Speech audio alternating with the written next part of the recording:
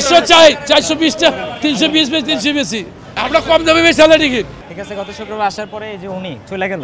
ঠিক আছে, টিকিট ওইখানে নাই, এখানে আপনার 200 টাকার টিকিট 500 টাকা। এই আমরা বেশি আমরা এই তো 50 বছর ধরে হলের ভিতরে লাইন ধরে লই, লাইন ধরে 10 টাকা টিকিট নেই। ঈদের বাজার তো বছরে একবার কাম হয়, আবার হয় না, বুঝেন না। আপনাদের কেন টিকিট থাকবে সেটা হলো কথা। টিকিট থাকবে কাউন্টারে, শুক্রবার আপনার হাতে কেন টিকিট? আপনার সাথে আর কয়জন আছে? আমার সাথে আমি একা 5টা 6টা টিকিট লেবেছি। আপনার সাথে আর কে কে আছে? আপনার সাথে না, আমার সাথে কেউ নাই। আপনাকে সেভ করার জন্য টিকিটগুলো দেখি একটু কয়টা টিকিট আনে একটু দেখি। আর এই 6টা না 7টা টিকিট আছে।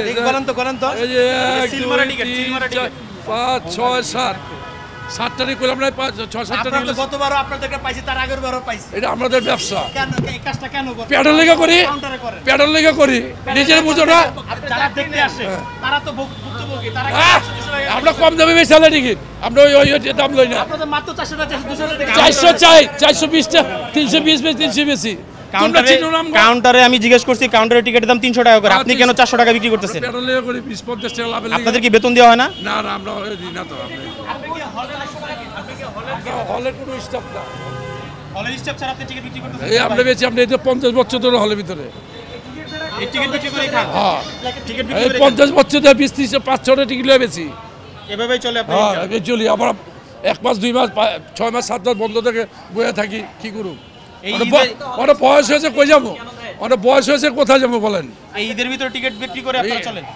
এই প্রত্যেক ঈদে যদি একটু বেচা বাড়ি বেশি না নাই, ওরা দেয় না টিকিট। আমরা কাউন্টারে 5টা 6টা টিকিট লয়ে বেশি, আপনি বলতেছি। এটা কি আপনি নিজে টাকা দিয়ে কিনে এনে বিক্রি করেন? জি জি জি জি, রয়ে গেল আমারটা, রয়ে গেল আমারটা, রয়ে যাবো। আচ্ছা, এটা জানেন? ওইটা হবে তো, হবে তো। তারপরেও কেন করেন? প্যাডেল লিগা কোন কাজ করে তো খাইতে পারেন? ওই কোনো কাজ ভাই, দিতে পারি। আমরা একটু আগে দেখেছি যে আপনি ওনার নামে একটা অভিযোগ করছিলেন, অভিযোগটা গত শুক্রবারে আইসা আপনার টিকিট কাউন্টারে টিকিট পাই না, সব কিছু আটকাই দিছে। ঠিক আছে, গত শুক্রবার আমি ছবিটা দেখে গেছি।